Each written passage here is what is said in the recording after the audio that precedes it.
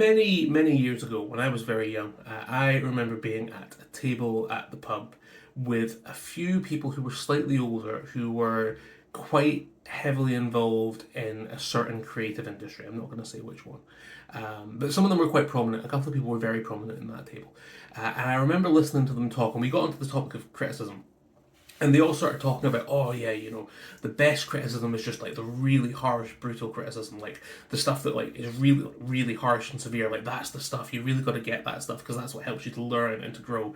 And they were all making a really big deal about this, and I didn't realize that at the time, but I realized that a little bit later on that I think what was probably happening at that table was they were putting on airs a little bit. I think this wasn't really about like good creative advice. This was people trying to be perceived as like proper artists or auteurs who were thick-skinned and were able to handle difficult criticism, and that was meant to be a sign of like their artistic integrity. And as I've gotten older, I've come to realize that I don't agree with them at all. Harsh criticism isn't very difficult to find. It's available all over the place, especially on the internet.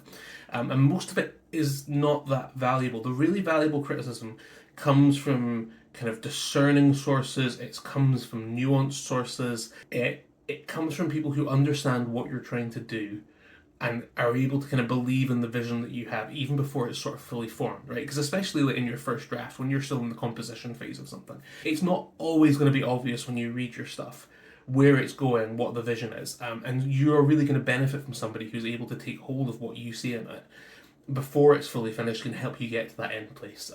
And that often doesn't look like super harsh criticism. It can be harsh, but it also involves kind of nuance and constructive criticism. It's why they call it constructive criticism. There's not really anything constructive about a wrecking ball or a brick through a window. Like constructive criticism helps you build something.